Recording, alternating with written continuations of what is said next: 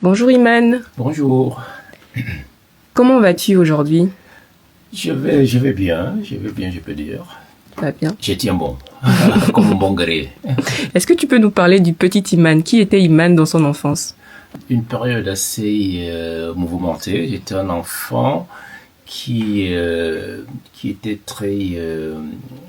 j'aimais bien jouer. Mhm. La mode m'attirait déjà. J'étais très...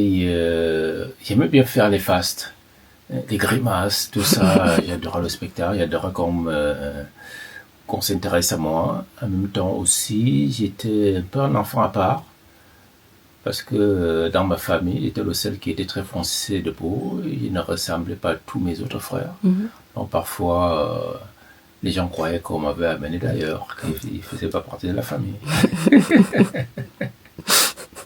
Est-ce que c'est quelque chose qui te dérangeait ou qui t'a perturbé? J'étais entre deux, je m'en foutais un peu, mais ça peut être perturbant. Mm.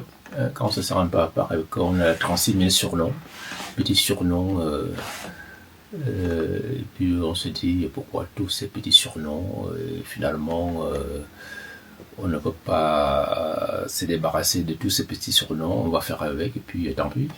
J'étais devenu aussi un peu un petit garé depuis cette époque de mon enfance, parce qu'il savait bien me défendre. Je m'étais fait un petit carapace, comme parfois j'étais un peu à part, on me le faisait comprendre. Très noir, très mince. Je me débrouillais assez bien, j'étais très un enfant qui ne se laissait pas faire. Ok. Donc ça attirait un peu l'attention de tout le monde. Tu me fais un truc, tant qu'il ne te rend pas, je suis pas tranquille. Ah, Il fallait absolument qu'il y ait mes coups. Même avec mes grands frères et Ah. mes sœurs. À l'école, c'était aussi assez terrible. J'ai des souvenirs assez rigolos. La mode fait partie de toi du coup depuis ton enfance. Et qu'est-ce qui t'a décidé d'en faire ton métier? Déjà, bon, l'enfance, il y avait une maman très jolie à la maison, comme une jolie fée. Toujours entourée de très belles femmes, hein, entre ses copines, ses collègues, les femmes de la famille aussi. Mm. Mes sœurs, mes tantes. Donc tout ça, ça a animé énormément mon enfance. Et surtout que ma maman avait une manière de s'habiller qui était un peu spéciale. Elle est très élégante. Mm. Vraiment l'élégance à l'état pur.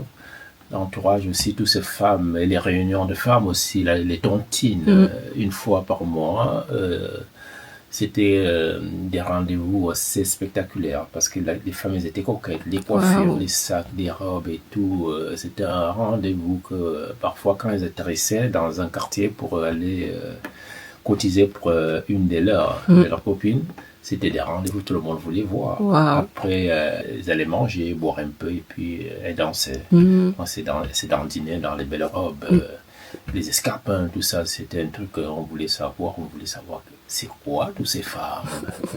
Donc tout ça, ça m'a énormément animé. Les cortèges de mariage aussi, les samedis, les mariages un peu à la façon écan. Donc sorti de la mairie ou de l'église, dont la femme est sur les voitures de cheveux, habillée comme jamais, tout en blanc, le voile, la coiffure, Wow. les fleurs et tout, les filles d'honneur, les belles mères habillées dans une uniforme, les deux familles qui se confrontent, la danse de ça, parfois les balafons, parfois les musiciens qu'on mettait dans un camion, qui jouaient en live.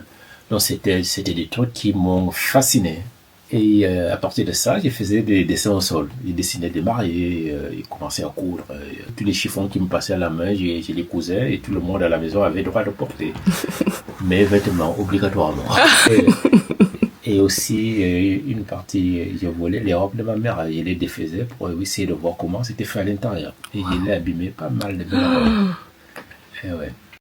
Et beaucoup plus tard, j'ai devenu mannequin. D'abord, ma mère elle fait du mannequinat.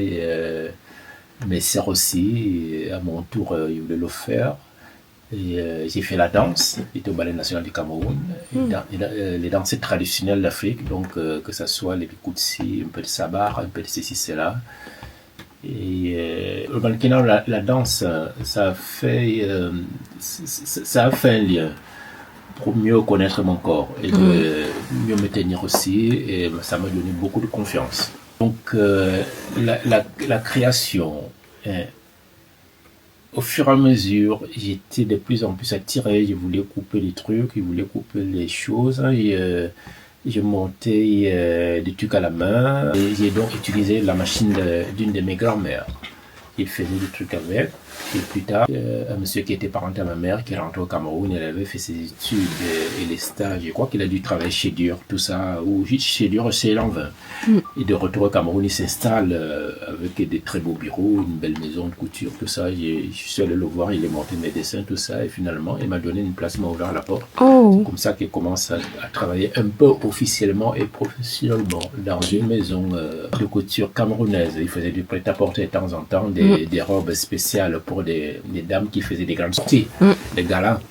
Et là, on va habiller la plupart des journalistes qui présentaient le journal à la télévision, comme Denise Epoté et autres. Ils faisaient des dessins, donc on réalisait mes dessins en vêtements. Wow. Donc, et j'avoue que j'ai jamais fait les études de mode. Au fur et à mesure, donc c'était toute une école pour moi. Pour qu'il était mannequin, j'ai fait beaucoup de cabines. Quand on fait des cabines, parce que faire les cabines, faire les défilés de photos, c'est très différent. Oui. Il y a plusieurs types de mannequins. J'ai eu la chance de faire les cabines, les défilés et les photos. Donc, quand on fait les cabines, on a eu la chance aussi de voir la plupart des grands maîtres à l'époque. J'ai travaillé chez Saint-Laurent, j'ai travaillé chez Cardin, j'ai travaillé chez plusieurs, je les ai vus, tu vois. Wow. Ça, c'est une chance. Exactement. Aujourd'hui, ce n'est plus vraiment possible. J'ai continué à faire de la danse. J'ai fait un peu de cinéma pour faire les doublures, les acteurs de cinéma, tout ça. Et le mannequinat, la danse et la mode. Je me dis, je vais faire le mannequinat. J'ai beaucoup galéré avant que je puisse avoir ma petite place au soleil dans le mannequinat. J'arrive à avoir un nom. Et je me dis, je veux pas être mannequin éternellement. Il faut que je commence à réfléchir. Qu'est-ce que je veux faire après le mannequinat? Donc, mon premier défilé à Paris date de 93. Wow. 93, donc je n'ai jamais manqué de date. Donc, on peut compter de 93 jusqu'en 2026. 26. Donc, Tous les ans? Tous les ans, j'ai présenté quelque chose. 33 ans. Tous les ans, j'ai présenté quelque chose. Il neige, il pleut, je présentais quelque chose.